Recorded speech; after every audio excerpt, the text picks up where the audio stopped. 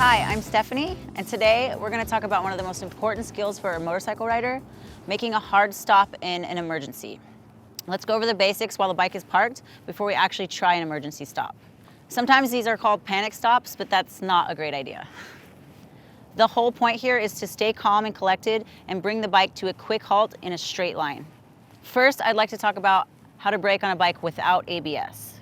If you panic and grab the brakes too hard, you risk locking up one of the wheels, and it's especially dangerous if the front wheel locks up because you can lose directional control. So if you feel the front wheel start to lock, you immediately release the brake and then reapply the front brake. Keeping that in mind, you don't want to be afraid to use the front brake. It provides 70% of your stopping power. Just remember, use a progressive squeeze of the front lever to allow load to transfer to the front tire, which allows you to use all the stopping power. Now, if I was riding a bike equipped with ABS, I would squeeze the brake lever, but I wouldn't need to release the lever because the ABS system helps to match the available traction with the wheel speed. ABS-equipped bikes will help with variations in available traction, but practicing good braking habits is fundamental to stopping quickly and should always be practiced at all times.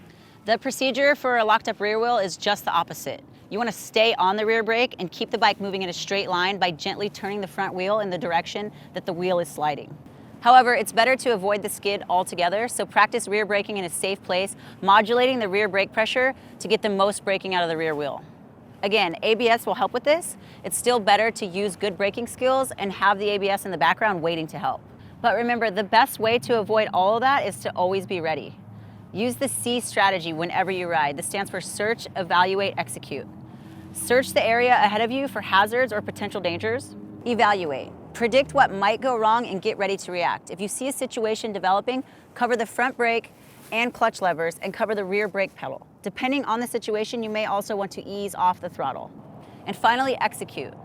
If you've gotten the first part of SEE right, you'll be able to make an adjustment to lane position or slow down to create more space and to avoid the hazard. But sometimes maximum braking is the only option. Apply both front and rear brakes at the same time firmly but smoothly. Look straight ahead and not at your front wheel, not at the pavement. Keep the front wheel pointed straight ahead and remember to pull in the clutch and downshift all the way to first so your engine won't die if you need to make a quick getaway after your stop. This last point is super important. On a bike, you're often able to stop faster than the traffic behind you, so make sure to watch your mirrors and be ready to accelerate away quickly if you see trouble coming in from the rear. So let's give it a try. We want to do this on an empty stretch of road or a large parking lot so we don't create an emergency for others. Remember, SEE. I'm scanning the road ahead, searching for possible hazards. See that orange traffic cone? That's going to represent a potential trouble. So I cover my brakes in anticipation of a stop. I decide the hazard is real, so I execute. Firmly apply both brakes at once, keeping your eyes straight ahead. Pull in the clutch lever and downshift to first. If you have a newer bike with ABS, that will help keep the wheels from locking up, but the basic technique is the same. You should practice stopping hard enough so the ABS kicks in so you know what it feels like. Some riders have been confused by the pulses of the ABS and they let up on their brakes at a really inopportune moment. So let's review. Remember to search, evaluate, execute. If you have to stop fast, don't panic. Apply both brakes firmly and smoothly.